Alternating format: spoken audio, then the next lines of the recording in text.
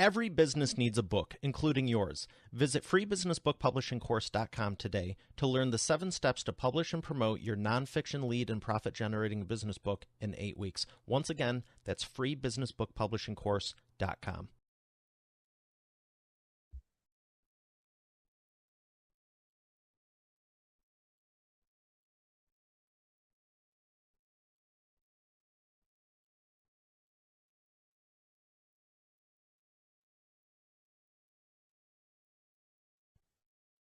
I mean, after that intro, Mario, I am excited. Mic check 1 2 1 2. Let's go.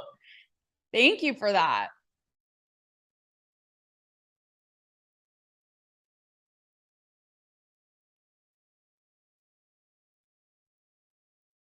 It's it has to be well over 100. And it's funny because when I first started in the business, little naive, wide-eyed Taylor, I worked at MTV in Times Square. I thought it's a sweet idea now in hindsight, but I was starting to make a list. And the first person I interviewed, do you remember the band The Wanted?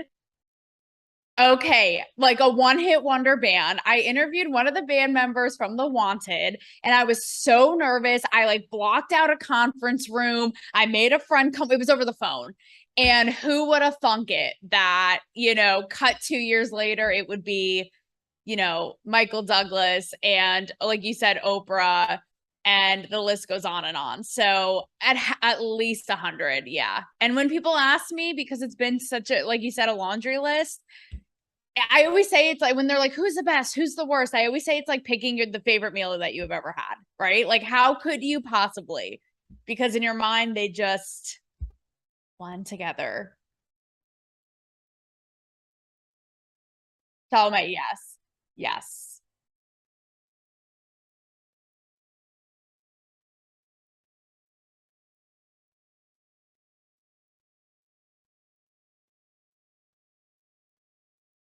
Yep. Top 3. Well, I really one that always sticks out in my mind is who I just said is Michael Douglas. So what I did was I was a red carpet correspondent for sites like New York Magazine, Us Weekly, etc. And I had the access, but I hated the like bland vanilla questions or the gossip site tabloidy questions we had to ask. So I thought to myself, don't even get me started. So like major gag. So I thought I have this access. I put my entrepreneurial cap on and I launched my own site and I went out on the red carpet with a selfie stick. So it was really disarming because it got them. It wasn't that like uptight, polished e-news with the microphone and the camera guy with the headphone. No, it was like me with the selfie stick and they could just totally be. And Michael Douglas was totally caught off guard. He was like, what is happening here? Is this a photo? Is this a video? And he literally grabs my nose like your grandpa would at Christmas. And he and I are joking back and forth. And he's like, I got your nose. And I say, like, I literally grab his hand. I'm like, I got it back. And just what a moment. So a brief moment in time, but one that I don't know if another red carpet correspondent has experienced Michael Douglas in this way. So yes, that's definitely up there. Also top 3. I mean, you said it, like Oprah, just because it's Oprah. I mean, come on. And the funny, we got a story for everything here, right? For your listeners. So, because we're going to teach them about how to do this and how to be really in the moment and get these raw moments, right? That no one else gets. So with Oprah, be totally fearless because they'll meet you there. So with Oprah, I interviewed her when she was promoting A Wrinkle in Time, and sitting next to her is Reese Witherspoon and Mindy Kaling. And I interviewed them in what's called a junket, which is a very, again, uptight, stiff. You're in a dark room with a million publicists and Disney people, entourage, the whole thing. It's very intimidating. And so I sit down across from them and I didn't realize, I thought I was wearing this cute little skirt, and I didn't realize with the camera sitting view, they kind of give you those director chairs to sit in, that I would basically be flashing them. And so what do? But I acknowledge it. And I sit down with them and I say, I'm sorry, ladies, but I didn't think this outfit through. And basically I'm flashing you. And It's really funny. Reese Witherspoon is like, that's okay. Oprah's jaw like falls on the floor. She doesn't even know what to say. Like, what do you do when Oprah has nothing to say? So it was a pretty funny moment. And again, one that is definitely for the books that I don't know if Disney has recovered since. Would someone go check on them? Yes.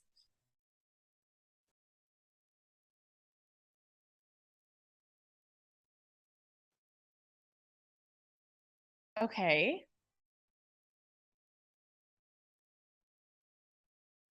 Yes.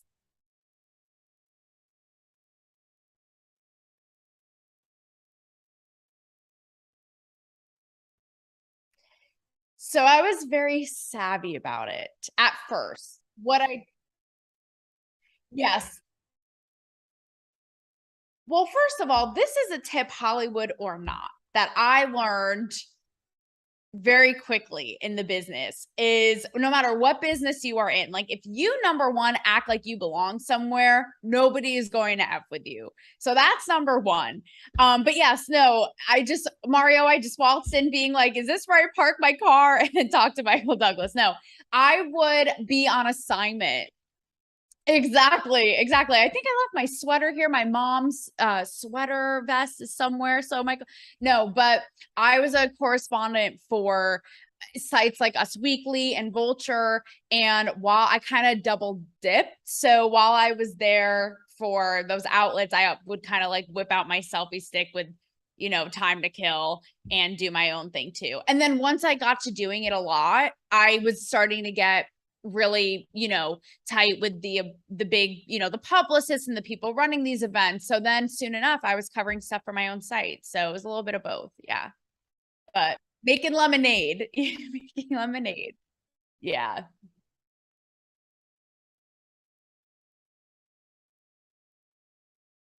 Yeah.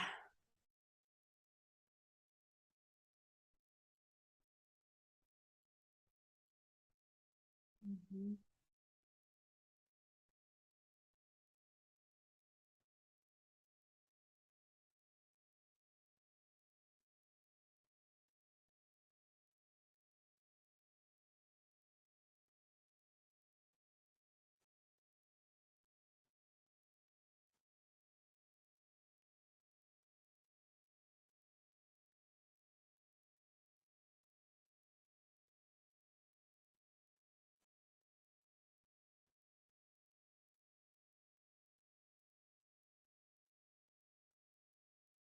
Oh. Huh. Should not. But wait a second. Let's see your model face, Mario. I'm trying to see like the pose, Let's see it. Oh, okay. Zoolander moment over here. No. Yeah, I definitely jerry rigged it in the beginning for sure. I mean, like I said, I was a editor producer at VH1 and MTV in Times Square when I first started out. And I knew that this is what I wanted to do. But I'm a firm believer that if no one's going to give you your shot, you have to just do it. So, do you know what I did, Mario and listeners? I straight up took a VH1. I found a microphone and like the cube that goes around it that says VH1 or whatever it is, right? Exactly. You see yep, beautifully displayed here. And I took it literally out of a storage closet, hired like my cousin to go on red carpets and just kind of like would fake it until I like fake it till you make it. And once I moved to LA, same thing. I would go out like with a VH1 microphone. I kind of told my bosses like I'm going to this event with or without you, so let's roll. And and that's how it started. So I took matters, took it by the balls, took matters into my own hands. So sometimes you got to just do what you got to do. Thank you.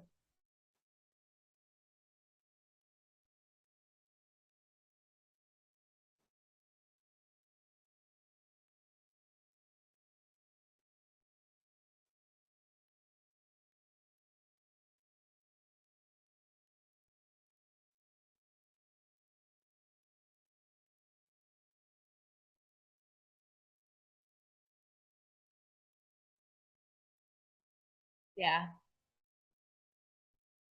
It's funny because we get caught up as creatives and producers and hosts. Like we get caught up in these details.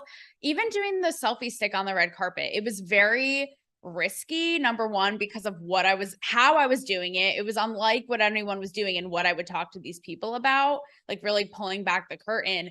But I used to be, and still even sometimes, because it's so out of the box, like I'd be so insecure about it. Like, are they going to think it's crazy? Because I just knew like they sometimes would really be into it.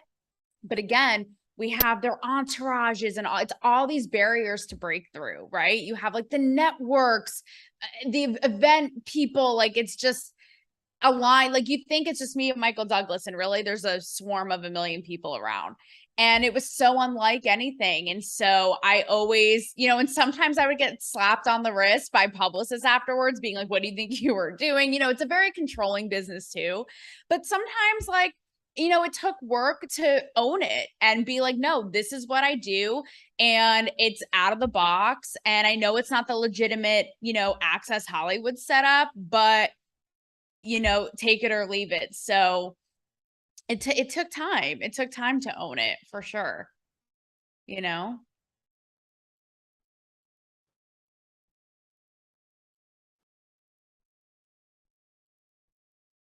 Yeah.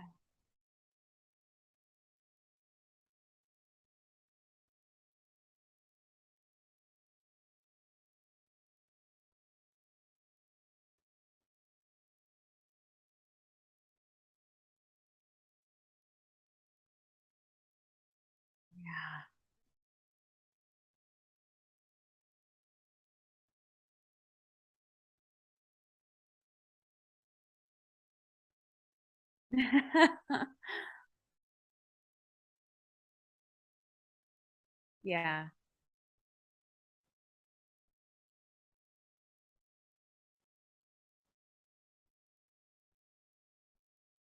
You know,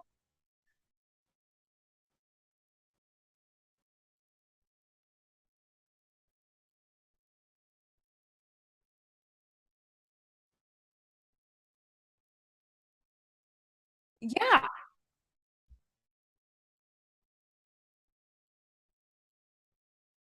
I mean, in the end, no. And listen, I've been in this business and I've been doing this for 10 years. And since we're all about being raw and honest here, just making up my own words now, I still sometimes, like when I shoot down to do a show of my podcast with somebody who's huge, I still get little butterflies. Like again, it takes work.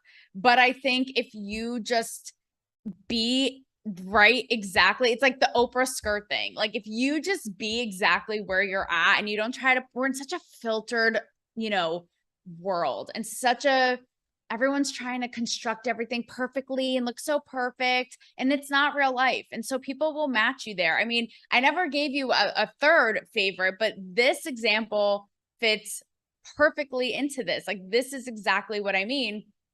I'm sure you and your audience have heard of Chris Pratt, right? Okay.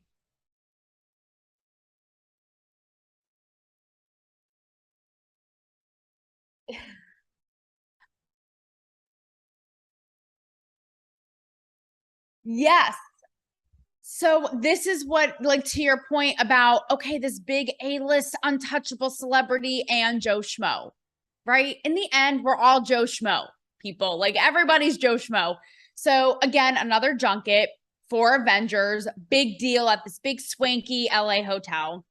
And I'm sitting waiting to talk to Chris and Zoe Saldana. They have you kind of like, it's very awkward, almost like an airport, like you're waiting to board. Like you're sitting there in the waiting room, right? And they call you up and then you go. And sure enough, right before I go in to sit with them, Chris leaves to take like a bathroom break. So we all sit down, he comes back, we sit down, and they're like, okay, Taylor, we're rolling. And the first thing I say to Chris is, how is your pee break? Like you wash your hand, like we're good to wash hands, to shake hands, right? Like we're good, like and he totally met me where I was at. He's like, it was good, but I hate it when you're in a stall and you really have to fart and there's someone next to you and you have to hold it in, like getting all into it. Next thing I know, Zoe Saldana is like, I know, that's the worst. So it just was hilarious. And he's like, yes, my hands are clean, freshly washed. Like it just, again, was so hilarious. Lean into it and stop trying to filter everything because it doesn't work. People read right through that, So there you go. Case in point, you can even get Chris Pratt, one of the biggest Marvel superstars in the world, to talk about, farting in a, bathroom. So there you go.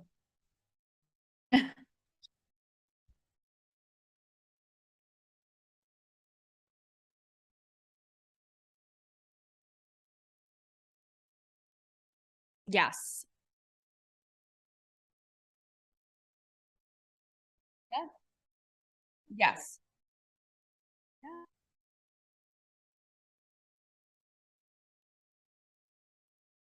Yes. Thank you. Yes. New Nashville resident, 1 week in. And by the way, we were saying this off air, but I normally shoot 2-3 times a week. It's a little, I've been out of it because I've been out of the move. And this is we are popping the Nashville cherry. This is my first shoot in my new place. So at EA, this is how we roll. So it's a celebratory moment. No, but I still get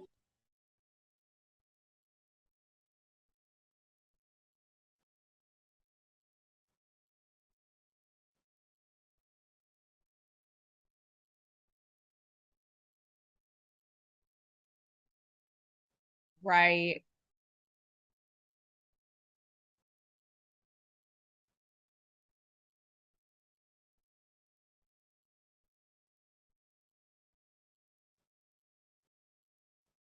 Yeah.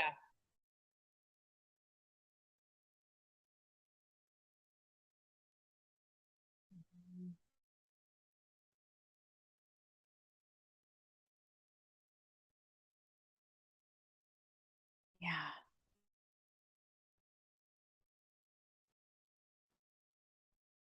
No, you know what? It goes back to the cubed my VH1 mic out of the storage closet. Same thing goes for reaching out and getting interviews. You have to be aggressive. You have to because nobody's going to do it for you. Like I always say, if you want something done, you have to do it yourself. So for me, it's a mix. And yes, Mario. Mario has a question for the class. I see his hand raised.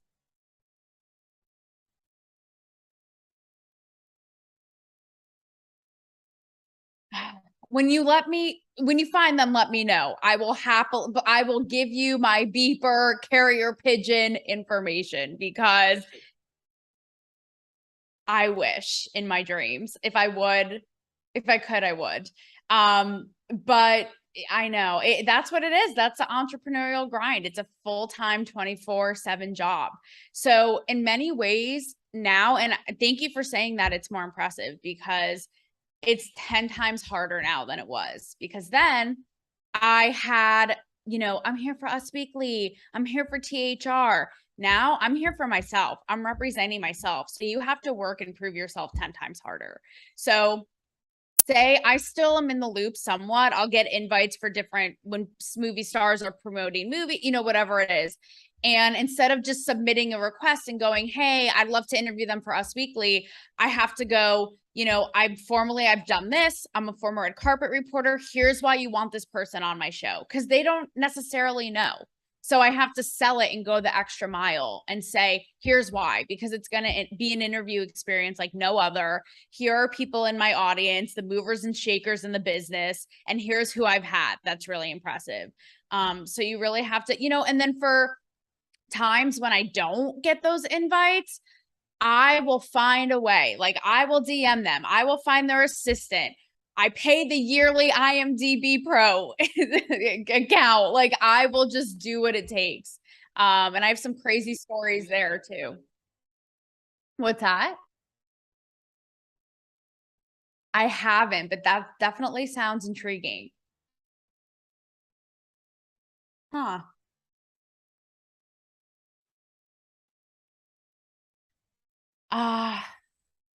Just pounding the pavement, getting to them in any way that you can. I've never heard of that. Oh, that's cool. I'm probably putting myself through more hoops than I need to because I'm so old school, but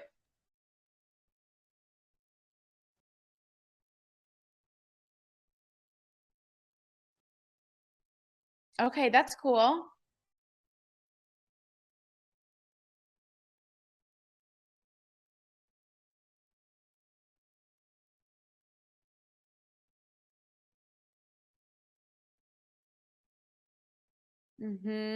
Oh, readily available wheel. Love it.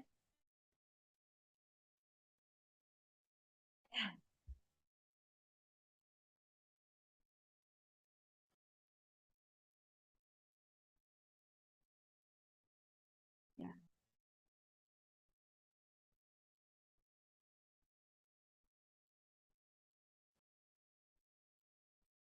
Mhm. Wow.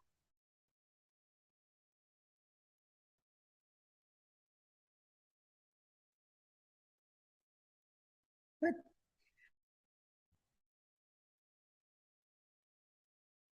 cool. And it's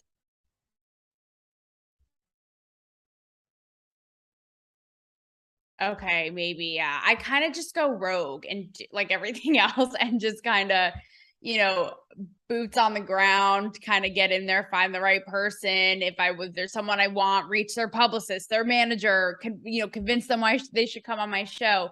But also I think a big part of it too is that idea you said before of how so many people get in their head about, is this the right time? I'm not ready. And you literally, if not now, then when? So here's another great story. It was just in like the bulk of the pandemic, and I was feeling really down and out. I felt like the rug had been pulled out from under me in LA, and I was working on my show day after day, being like, nobody's listening, like, what, just on the grind. And I'm in a Starbucks, and this guy comes up to me and is looking at my show, not in a creepy way. And he starts looking at my show and he's like, I love this. He's like, have you, and I'm sure a lot of your listeners have heard of David Meltzer, who's a huge, yes, sports, he was a sports agent, almost like a Tony Robbins self-help type figure, right? So he's like, I feel like you and David would really hit it off. So I reached David, and David has this rule. It's a I think it's a 5-10 rule. He does 5-minute phone calls and I think 10-minute interviews tops. And it's all like, it's like really that entrepreneurial mindset of maximizing your time.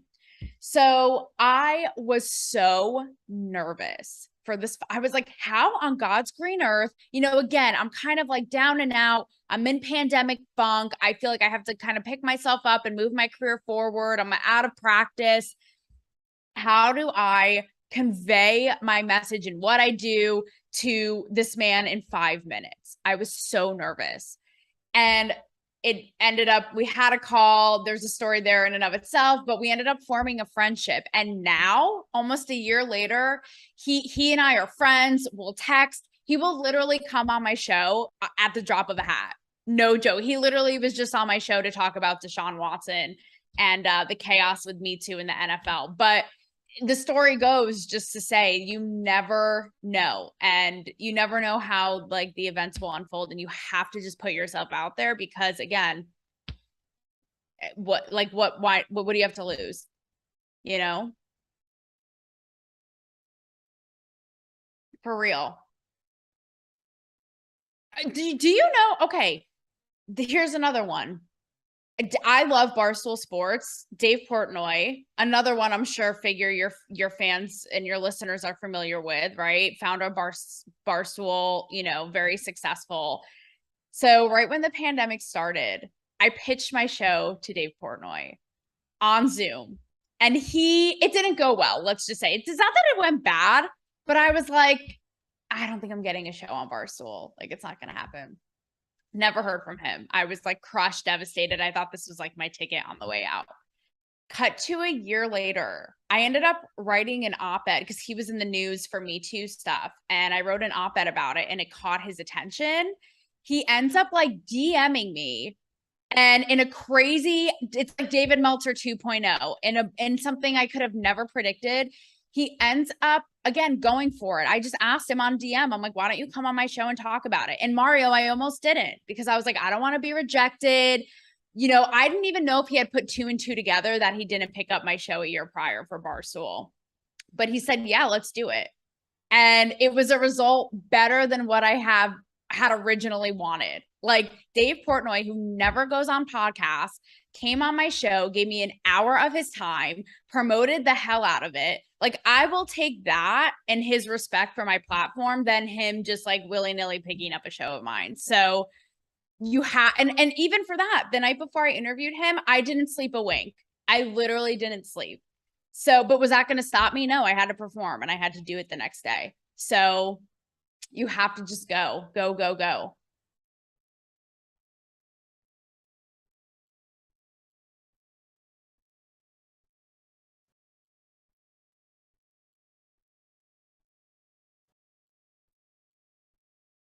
What, Mario? I'm curious.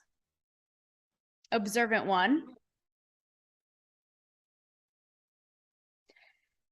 Have I always had it? No, so my site Talk to Me with the selfie interviews, that I think turns 6 this the next month. My show is, it actually started out, it was a different form. I actually had a co-host. It had a different name. And then it ended up becoming my own thing, and I rebranded and had a little bit of an overhaul. But I think my show is 2 years. Don't quote me on this.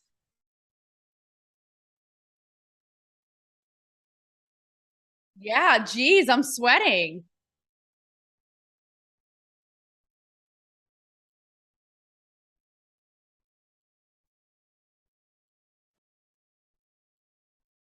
Exactly.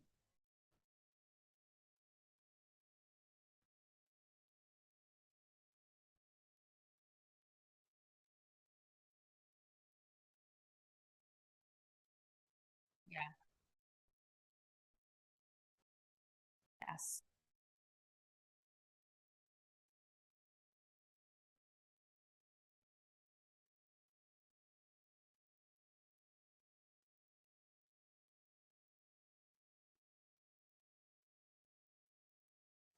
Yes.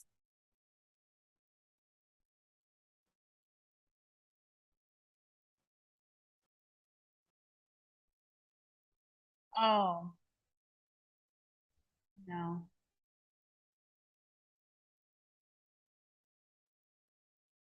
Yes.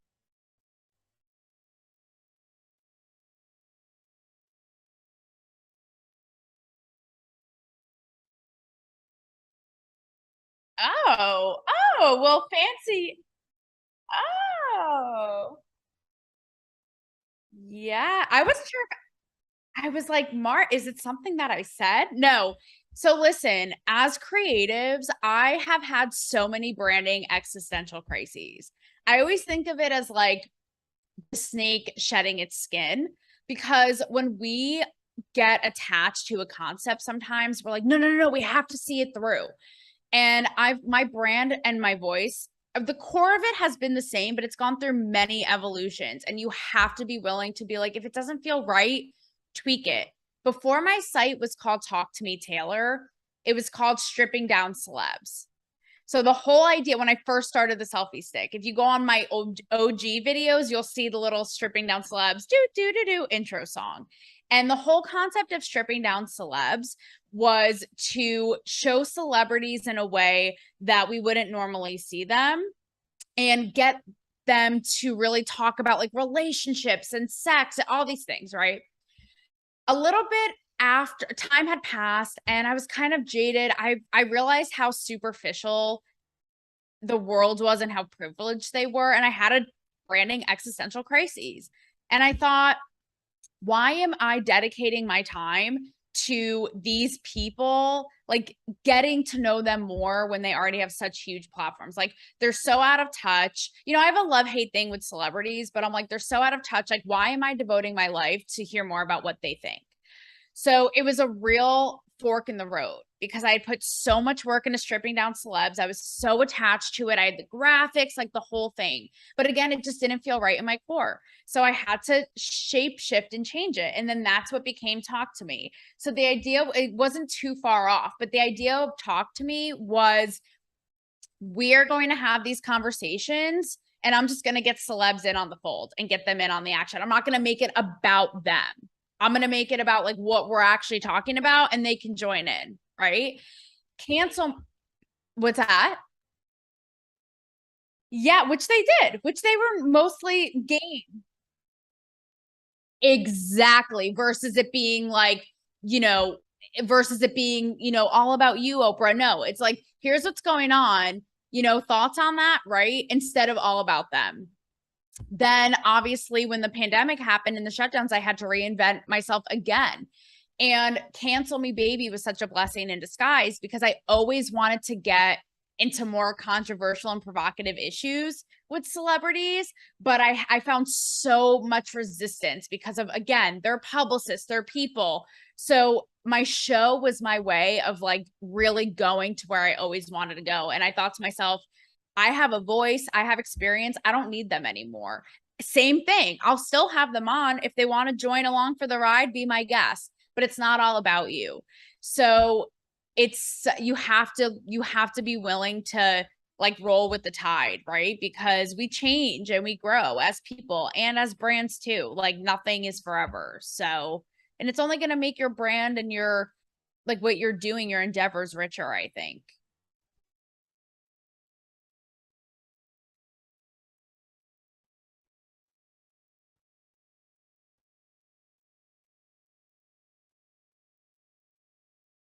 Oh, we love a Wedding Crashers quote.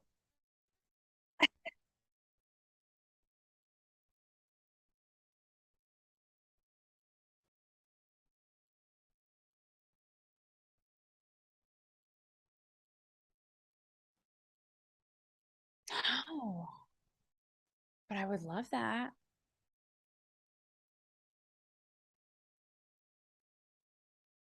We'll tag team it. Done.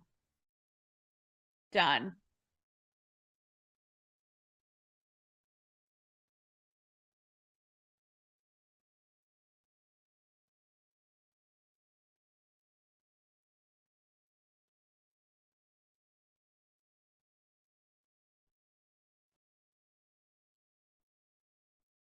Because we're creatives and we get attached. But here's the thing. I'm not going to curse on here. I'm going to be a lady. But no one gives a crap. Like even as a creative and when I pivoted from stripping down to Talk to Me, I too got caught up in the details. Like, what about this logo color? What about this photo? Like, if the content is that great, no one cares. They're still gonna pick up what you're putting down. It's basically a roundabout way of saying don't judge a book by its cover, but it's true. So, and I think that too, being around creatives and people in LA and writers and producers and all kinds of, you know, all kinds of people in this space, I almost, and I know because I've been there, I almost feel like it's a cop out and like procrastinating from getting to the real work. So it's like, oh, this logo, does this color look okay? And it's sort of like, who cares? And I've changed my logo a million times. Like, in the end, it doesn't change what exactly I was bringing to the table. So don't get caught up in the details because number one, we're our own worst critics and really no one cares. And number two, it'll find its way, you know, and don't procrastinate, just get to the work. Like,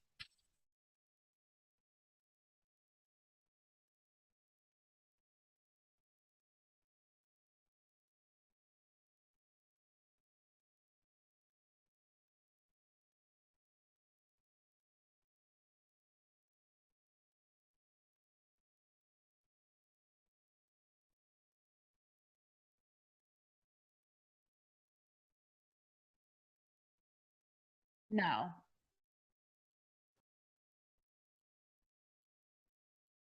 Exactly. You can't, even you mentioned my merch. Do you know how many hours I spent pouring into the right font, the right size? And at the end of the day, I've learned to just be like, it will be, well, it will be, and people will buy it, or like if they're into it, they will buy it or they won't. Like we get so caught up in the details, and in the end, it really, I mean, I don't know. I just don't think it really is that significant.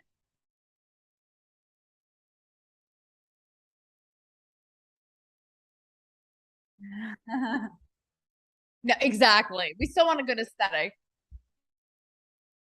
Yeah.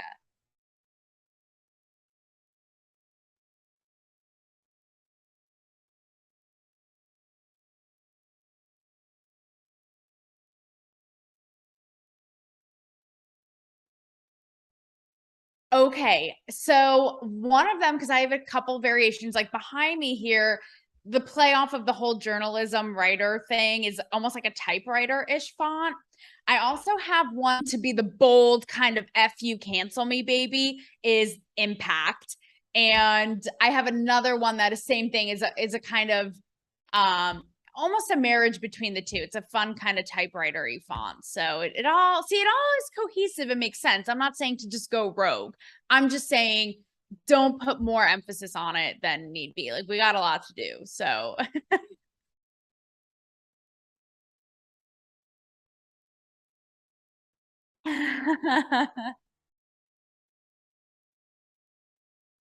oh, I actually haven't, again, because I haven't really gotten too, I'm so focused on the work, I haven't gotten too caught up in the details, but I wouldn't be opposed.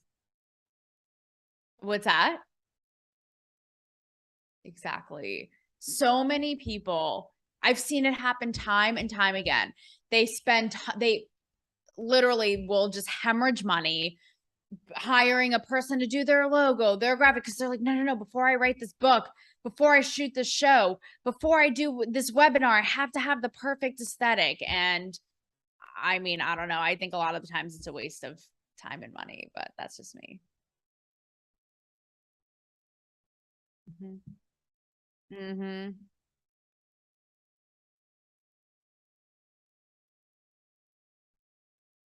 Exactly.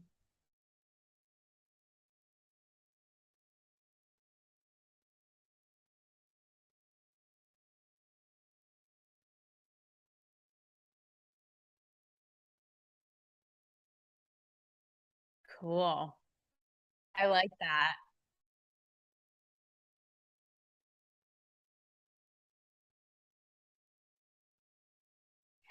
Do you ever notice? Do you watch Shark Tank? Okay. Do you ever notice on Shark Tank how, by the way, I'm trying to get Mr. Wonderful on my show because I think that is a cancel me baby match made in heaven. I'm still working on that. That ship hasn't sailed. But have you ever noticed that, like, oh,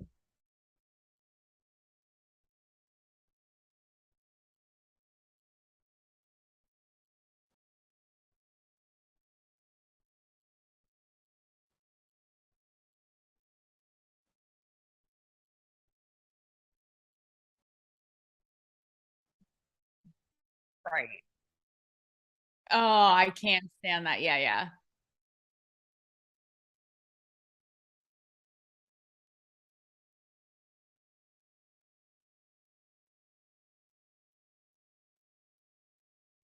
Mm, that's so real. I know. Well, see, that's an well, that's an example of what you brought up earlier is if you want someone, if they're out of their league, if it's a long shot.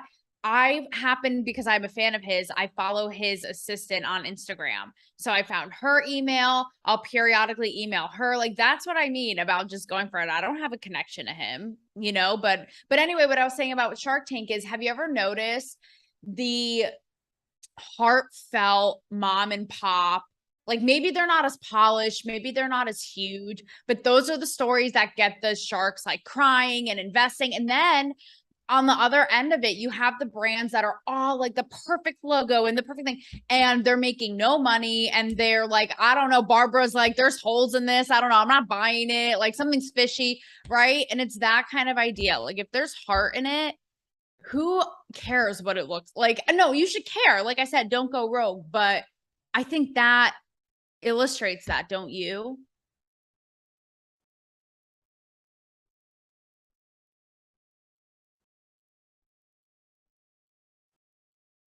Okay. Yep. Yep.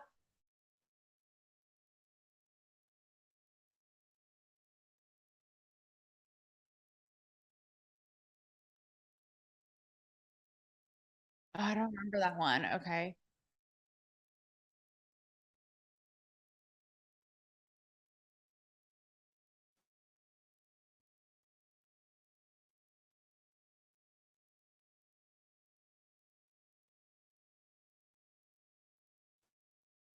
Oh, yes. Uh-huh.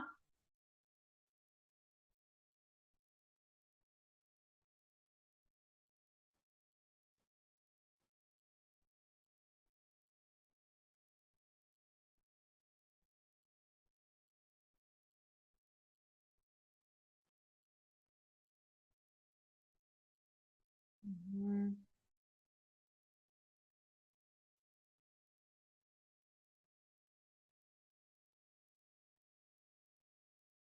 Ah, yes.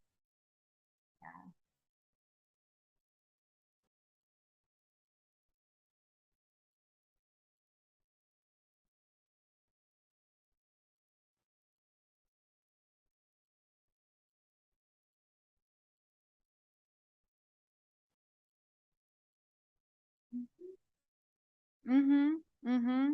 And sometimes I think that we can get away from that. Being even doing what I do, being in Hollywood, there have been so many times where I too found myself getting caught up in, why hasn't this taken off? It's so good. It's so unique. Like, why hasn't it got the attention of this network, of that? And there's so many times, even still, where I'd have to bring it down to earth and go, Taylor, why are you doing this? Who are you trying to reach? What are you trying to say? What is your message? And again, we're in a world that I think just almost pulls that out even more because it's all about the display, what I'm putting on social media. Is it flossy and glossy and perfect? And I think a lot of the times, we get away from what we're really trying to do, you know?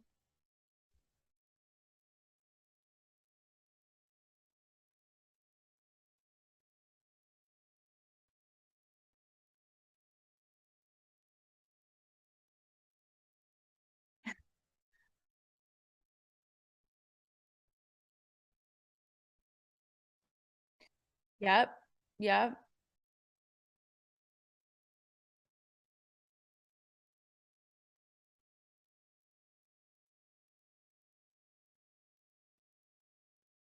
Yeah.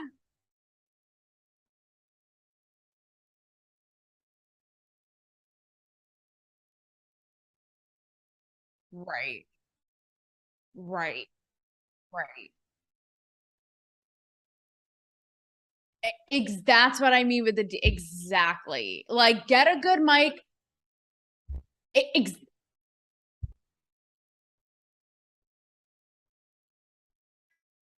yeah. Exactly. Exactly. Yep. A pitfall, definitely.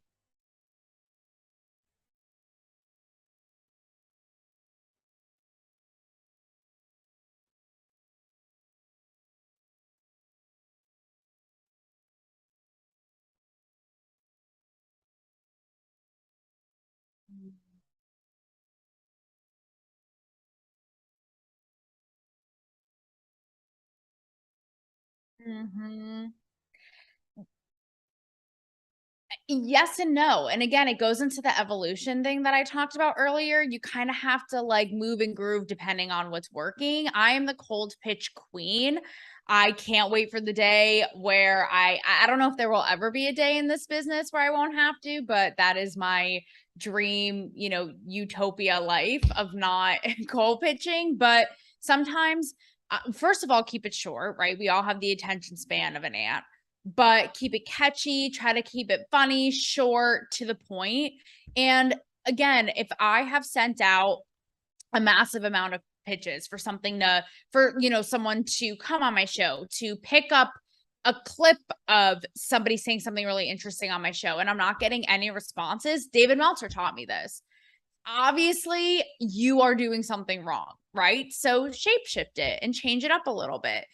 I remember I was pitching this really cool, unique clip that I had with Dave Portnoy and Girls Gone Wild creator Joe Francis. They didn't come on at the same time, but I had created a really engaging, entertaining clip of them both respectively talking about like misogyny and women and all this. And it was really fascinating. And I had pitched it everywhere, being like, someone has to pick this up because we never hear these guys talking like this. And it's really interesting. And no one responded. So I changed it up and I made literally, I think the pitch was 3 sentences. And it was literally something like, you're not going to see a clip like this today. Here's why. Check it out. Here it is. Like that kind of, I had so and so and so and so. They never do podcasts. This is so, you're never going to see something like this. Here it is. And, sure enough, more responses came in. So you have to be willing to, like I said, change it up. As annoying as it is, I know, because I'm impatient and I'm, just want it to be done when it's done. So I get it. But yeah.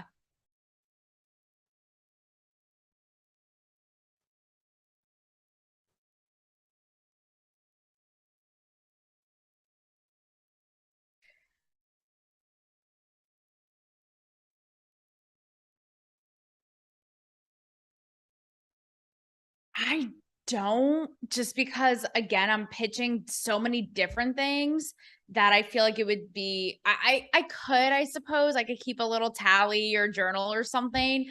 But I often find too, it's like a crapshoot. It's luck of the draw. It's random. Like not even with pitching people to come on my show, but pitching op-eds, right? I've written op-eds in USA Today, Huffington Post, Playboy, same idea. Like have a concept, pitch it to all these publications. And it's the same sort of thing as getting someone on your show. I feel like it's very hit or miss. I don't think there's rhyme or reason. So maybe it's not the smartest business strategy. Maybe I should pay a little more attention, but I kind of just go for it and keep at it and keep kind of like drilling away,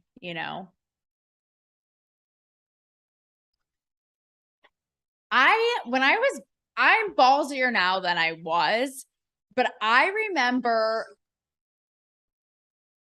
is that facetious? Oh, the act.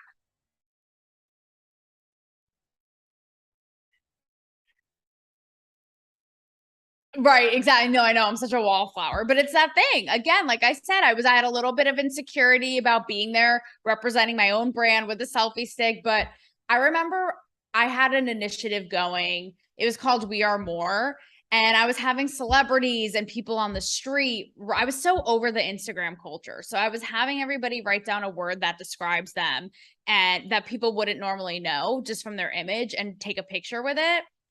At the time, Selena Gomez had come out with this whole thing about how Instagram was so destructive and toxic. So I called her publicist like every day for a week or something. And sure enough, like the assistant's always like, I don't even know how I found their number, but the assistant's like, oh, he's busy. Oh, he's in a meeting. Oh, he'll call you back, So yeah, so I went for it then. And even now with the phone thing, I do mostly email, but I should get back on the phone one. That's even ballsier because it's so much more direct and people have a hard time saying no on the phone, you know?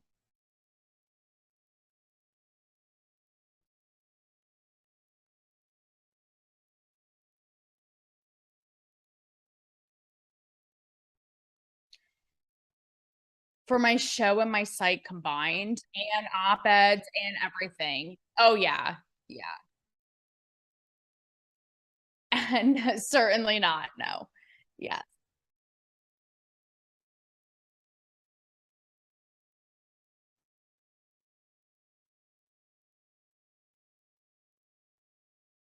Yeah. Yeah.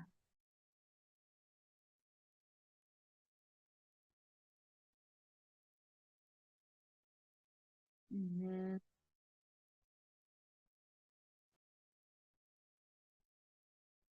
That's cool. Yeah.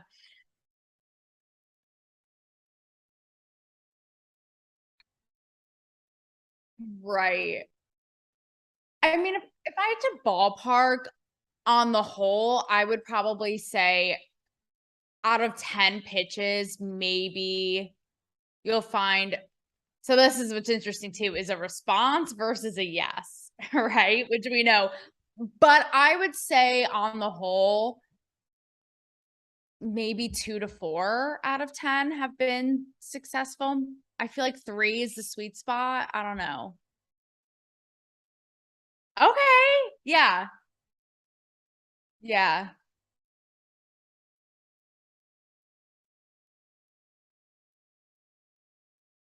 Yeah. But I will say yes.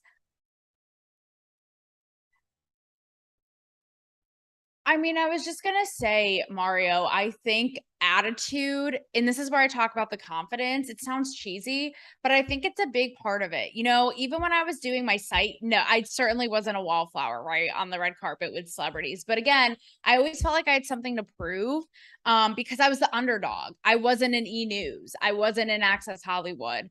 So I had a little bit of a chip on my shoulder. Whereas now, 5 years later, and how hard I've worked on my show and the momentum and the success and the names I get, I've shifted my attitude. And it's like, my show is the shit. So either not in a cocky way, but like, it's the shit. So roll with or roll out. Like, I'd love to have you, that idea. And I've noticed even since I've been in Nashville, like kind of having that attitude, the success rate I want to say is literally has been like 80%. So, you know, I'm trying to less and less every day.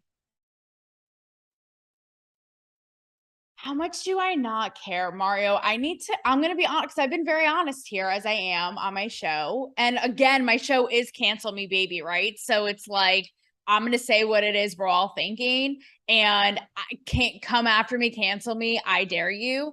But there's certainly a part of me that cares and that self censors. And that's everything my show is not about. My show is all about let's hear it, the clash of ideas, different ideas without canceling and getting uptight. Like, let's hear it all. But this culture has made it to where everybody's so uptight, and if you say the wrong thing and, you get reprimanded. And that's the point of my show. But I think deep down, I'll notice when I navigate tricky issues, I kind of try to cover my bases. I try to like see this side and then see this side. And I'm trying to let go of that and really give no F's even more. So again, it's a process, but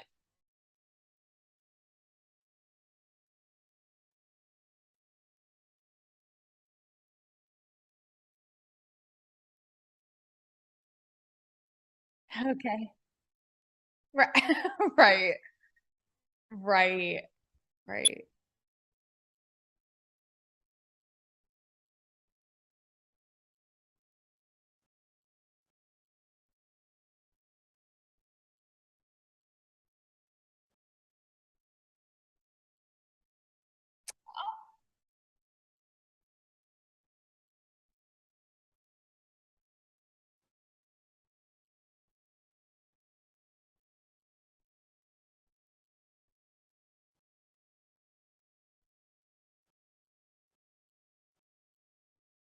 Hmm.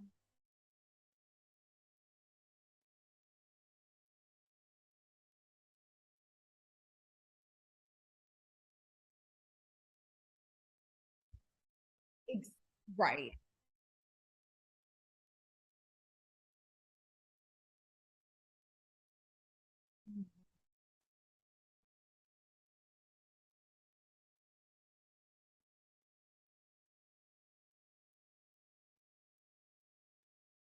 Hmm.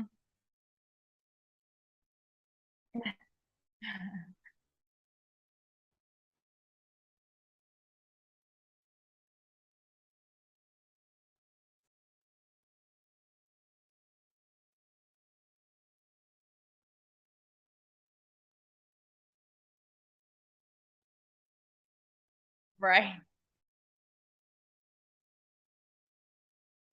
They need to come on my show and lighten up and just let it air out.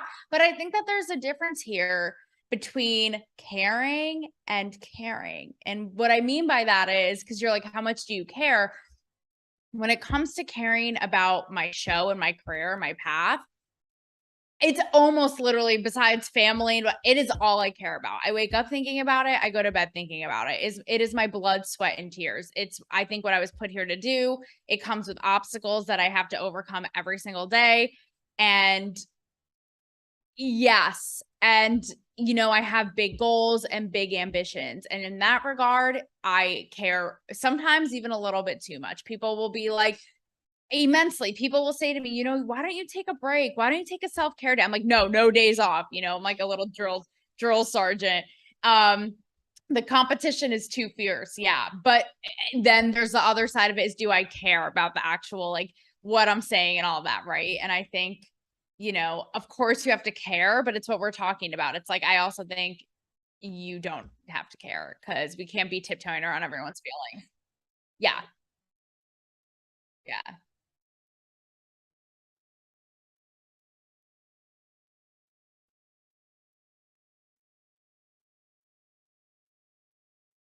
Okay.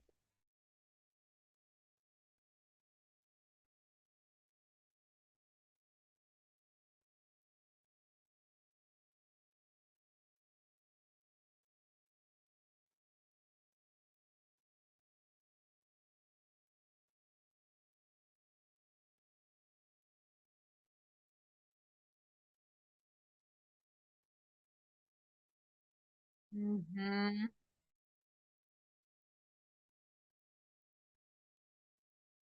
Mhm. Mhm.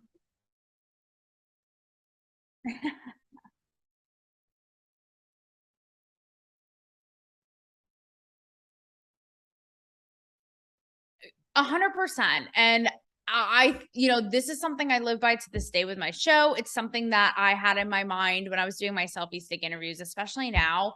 There are so many. I mean, we're on overload with streaming and podcasts and all the things, right? And I always think to myself, why is somebody going to take 40 minutes to listen to what I have to say or to experience this? Like it has to be, that's what I mean with caring too. Like I will be my own worst critic. It's like Tom Brady watching tape. I'll go back and watch episodes, think about what I can do better because I'll think to myself, what's going to make someone want to spend an hour with me? Right? It has to be that good. And that's just so it's too competitive. It's too oversaturated not to.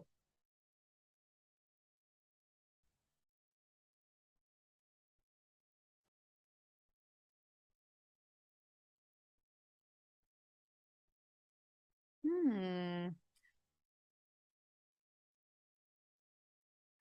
I mean, I kind of hinted at this, but constantly, even still, going out of my comfort zone.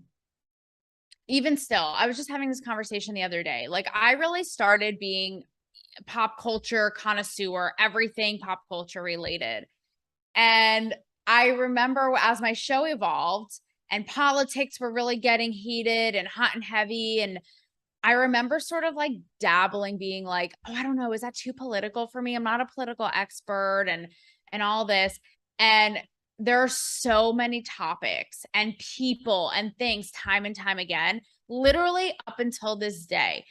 Again, earlier I had mentioned the episode I did about Deshaun Watson in the NFL. That was out of my comfort zone.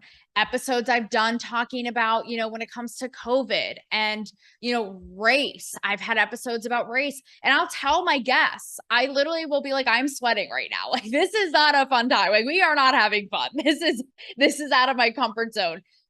Constantly pushing myself.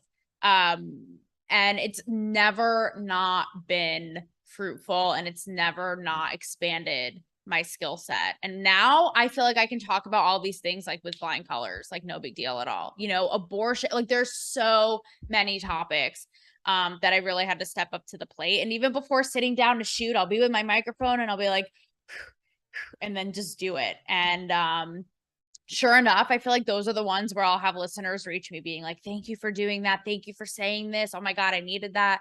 So I can't stress enough, like really just pushing yourself. Because you'll figure it out, you know, even to this day, guests I have, I'm like, are they out of my league? Is this thing I'm doing out of my league? And just going for it, stepping up to the plate, like I said.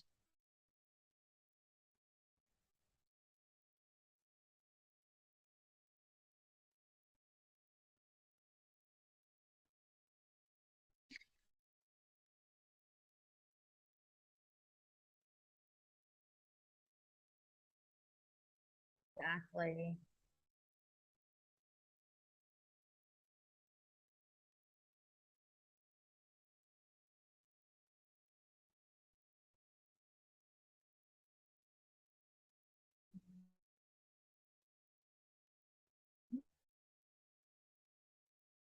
Exactly. And putting yourself, I think, in situations that are also out of your comfort zone. Even here's an example, and this encapsulates everything we talked about today: pitching, branding yourself, holding your own, creating opportunity, going outside of your comfort zone. I was invited. There's a big wine festival happening here this weekend in Nashville. Okay, mind you, I haven't slept. I've been running around like crazy, have been like furnishing an apartment, don't even know anybody here, like it's chaos. And I thought, how do I was approached basically, they were like, do you want to be like an influencer type person for this festival? Now, the influencer thing isn't really my thing. Like, I'm a podcast host and a journalist first and foremost. Like, my Instagram feed is not flossy and cohesive, it just does what it wants. So I thought, how do I take this opportunity and make it my own?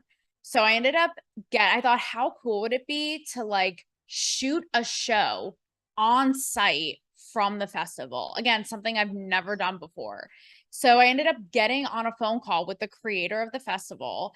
And basically, he's giving me my own table and tent this weekend at the festival to shoot my show, to interview people there and influencers there.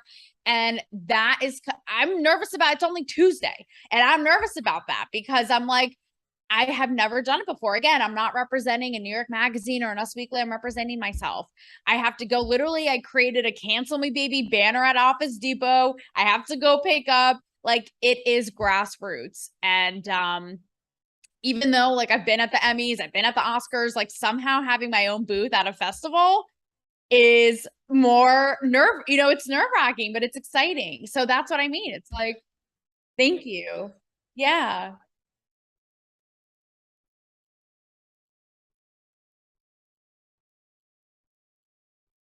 Yeah.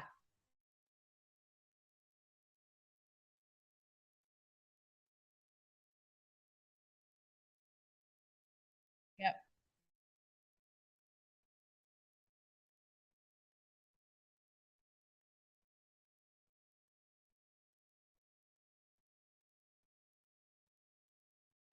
Yep.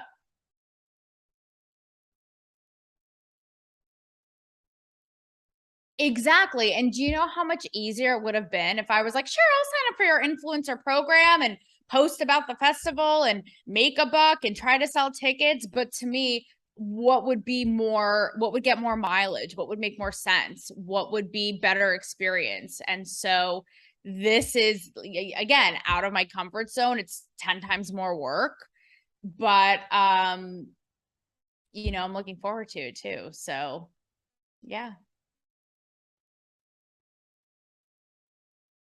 I don't know. The live stream situation has not been kind to me in the past. We have a toxic relationship. I feel like when I'm trying to do lives, it'll like freeze and quit and be a hot mess. So I haven't decided quite yet. I might just shoot regularly and post later. So we'll see.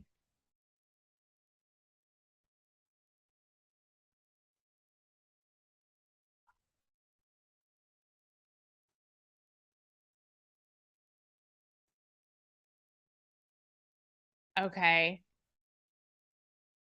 Yep. Yep. All one woman show.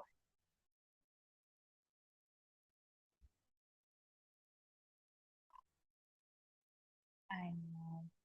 I know. I know. I gotta get back to it.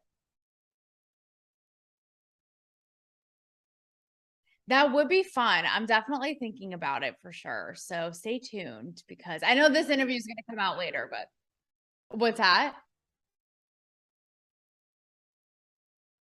Definitely. Hmm. So yeah, bringing Cancel Me Baby to the wine festival. We're going to see how it goes.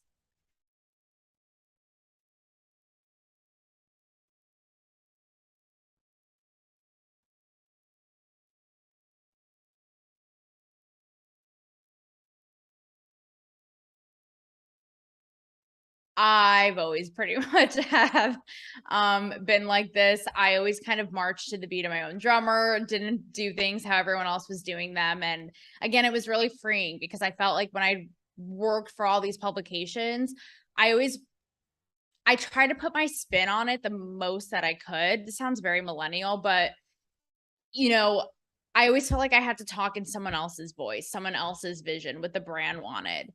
And with this, it's just wholeheartedly me, like what I wanted to bring to the table and all of that. So, yeah, the name is like the show. It's basically like pull no punches, and what you see is what you get. And originally, coming up with the name was challenging. I was like, is it going to put people off? Because the show does, it's very thoughtful and it has a lot of heart. It's not just like pissing people off left and right. But it is politically incorrect, you know? So I thought, what captures that? But exactly, literally, what isn't? But yeah, I thought, what captures that? What's catchy? I remember when I was conceptualizing, I was thinking of names that was something like a play off of journalism or being like a blonde who's also really smart, like that dichotomy, you know. So, but I'm glad that it landed where it did. I think it's you know, gonna be timeless because, you know, cancel culture just seems to not want to quit. So,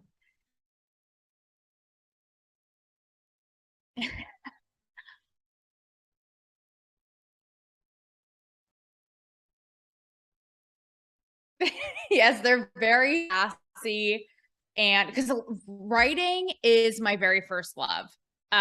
So I try to bring the two, you know, marry the two together. So I try to come up with really sassy, clever, you know, titles and descriptions. And again, it's not like what everyone's doing. You talk about the details, right? People always say like SEO optimize and make the, you know, make the episode title like this keyword and this keyword for the algorithm. And I feel like I've played that game and I've tried to play the game so many times that at this point I'm like, no, it's going to be a fun, catchy, sassy title and it'll find the right audience, you know?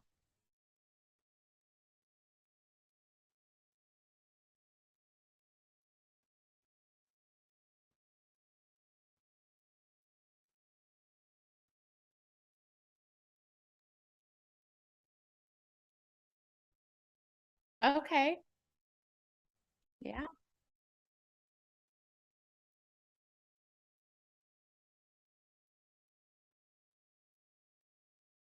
Really. It's when I was, yeah. Yeah. When I was doing my selfie stick interviews, I was trying to like play the game and maximize my Instagram. Like, what time of day? What consistency? What should it look like? What should the hashtags be?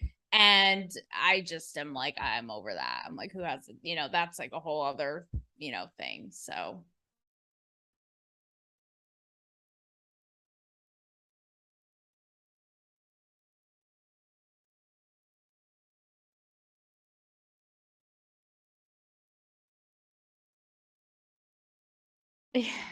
right, right.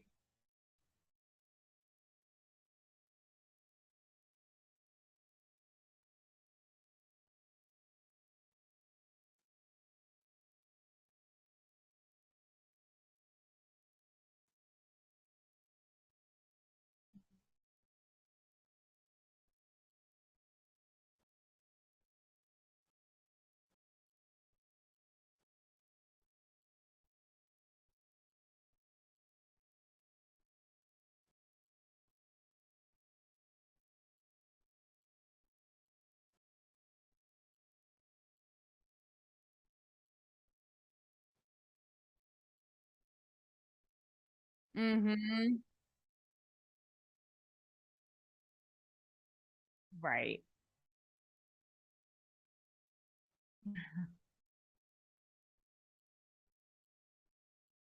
Right.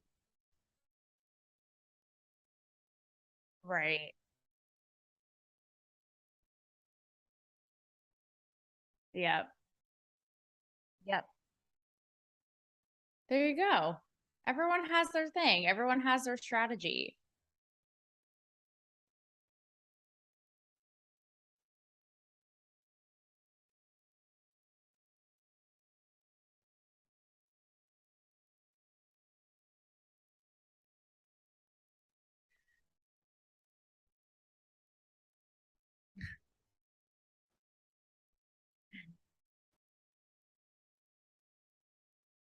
Couple things. I love having a like little boost. I love like a coffee. And even still, before I shoot shows, whether it's solo or with a guest, I like to kind of like map out where I'm going, take my little notes, kind of map it out in my brain and then kind of not think about it. I like to get ready and have my coffee, listening to my headphones, listen to like a fun, upbeat playlist, and then just sit down and do it. And it's kind of that idea, like, how ideas come to you when you're in the shower, when you're driving. It's like, I notice that sometimes too, even when I have a hard time coming up with an intro for a show or what the title should be. If I do what I just said, sure enough, it'll come like that when I'm not trying so hard. So anything to kind of get out of your head, give you a little boost, whatever. Yeah, exactly. Yep. Mm-hmm. Yeah. Sure. I love the wheel. Wheel of Mario. Wheel of whatever. I like that. The WOH. Oh no, WOW. What's that? Yellow. Yeah, I think so. There were a lot of choices, but it's the one I had to go with. Okay. I'm down for it. Hence my show. Okay. Of course. Oh.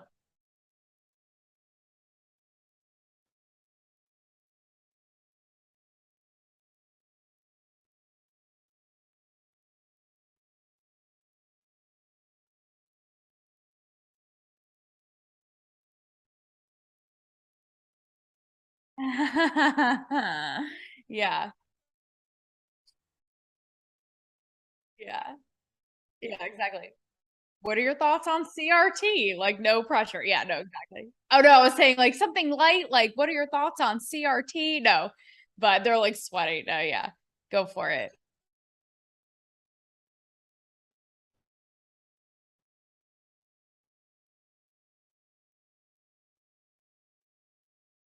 Sure.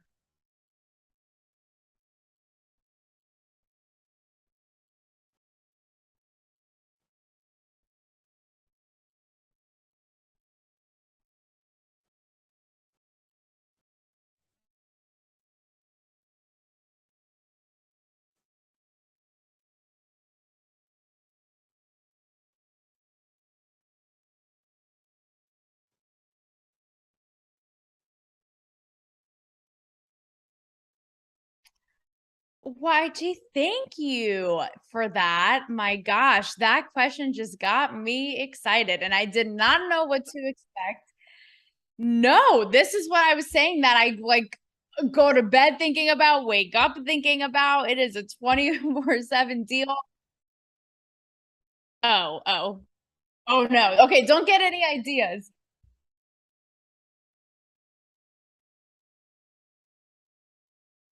Oh.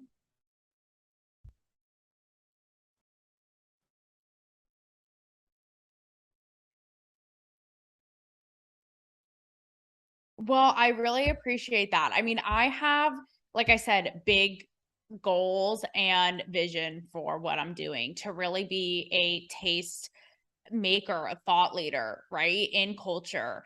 kind of before we hopped on here, I was saying my long-term goal is to almost be like a Bill Maher, but with boobs and a little more brain build. No, but that idea. And something that is a fear of mine because I'm so on it. I'm a one-woman show. I'm an entrepreneur through and through. Sometimes, again, we're in this world of everyone comparing. Am I up to par with this person? Oh my God, that person. I've had people say to me, even as of late, I'm looking at your stuff and I feel like crap and you're so on it. And here I am going, I'm looking at so-and-so stuff. So sometimes I get a little, and I think this is so normal in business and publishing, whatever endeavors you're doing, to feel like, what if I miss my window? What if somebody else writes that bestseller, but I was writing it first? Like, what if, and even still, I've had to kind of bring myself down and say, you know what, this is like maybe a little hippie spiritual, whatever, but it'll be how it'll be when it's supposed to, right? Like you can only control so much and it'll find its way. So what, in what you guys can do is just spreading any help to spread the message of what I'm doing. People who want to be a part of it, people who want to listen, be part of the community, be guests, like anything like that is huge because like I said, it's a full-time endeavor with big long-term vision and goals. So yes.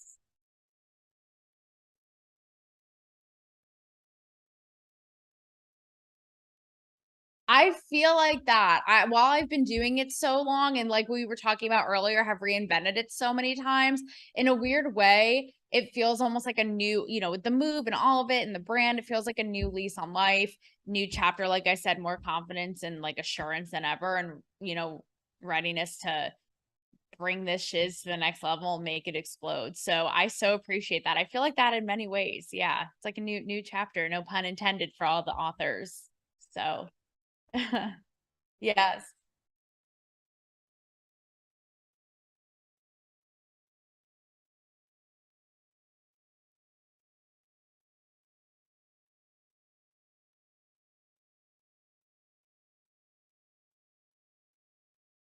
Exactly. Yeah. Right. Mhm. Enough said. Yeah. It it is. Yes, that's why I was saying this is a big moment for the EA community, the EAGBT plus. No, I'm just kidding. No, it's a big deal for us because this is like Mario's eyebrows are flying off his head. I waited until the 11th hour. I know. No, but it is. It's the very first interview in my new digs, my new stomping grounds here in Nashville. So I'm excited about that. Off to a great start, thanks to you guys. So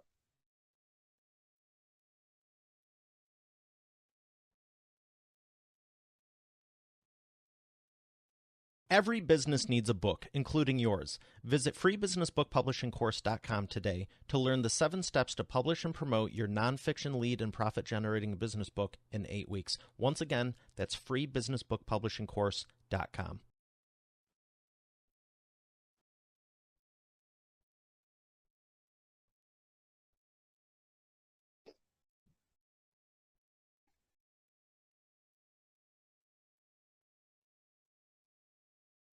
I think so,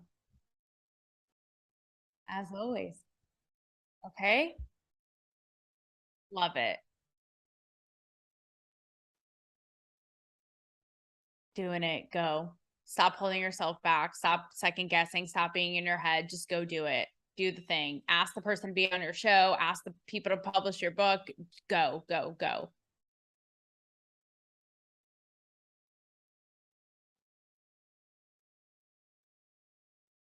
Like we talked about today, getting in your own way. You're your own biggest critic. I've been there. I'm still there at times. And the only person truly getting in your way is you. And I truly mean this when I say no one cares more. Like you think everyone's looking with a microscope, they're not. They're busy living their own lives, and everyone these days are narcissists, as we know. So you are the only thing getting in your own way. Again, just go.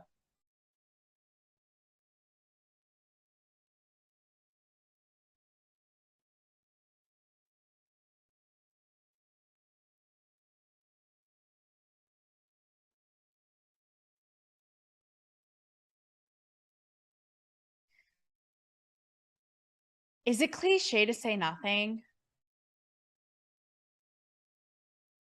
I really think nothing. I think about this a lot. I think all the times when I was down and out, I thought I hit rock bottom, I'd be crying after a bad carpet incident, whatever it is. Or like I said, maybe I wasn't as confident earlier on in my career or was a little bit insecure about it. All of it led me to the woman and entrepreneur and host, all of it with the vision that I am today.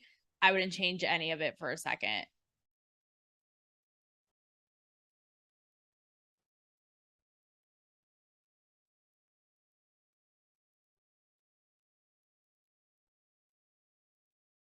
Oh man, that's a good one. So I actually so I had him on my show recently, Justin Rezvani. I'm not sure how up on the whole like crypto web3 space your audience is, but he wrote a book called Unapologetic Freedom, all about, and like I said, he was on my show. Yeah.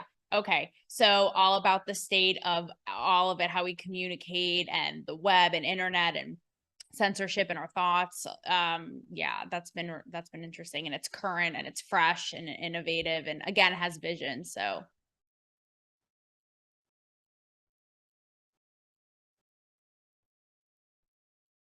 okay, learn more, everybody. Get in on the action. Like we had said today multiple times, my show is called Cancel Me Baby. It's everywhere. Joe Rogan, look out. It's on Spotify, YouTube, iHeart, all the good things. And the selfie stick interviews that Mario's talking about, that's my site, talktometaylor.com. Same thing on YouTube. And if you just Google me, you want something of, a fresh point of view. I've written numerous op-eds. Like I said, I've done a lot of reporting. So find me there. And I hate to say this it's unwilling, but most of my action is over on Instagram, Talk to Me Taylor. So come be part of it.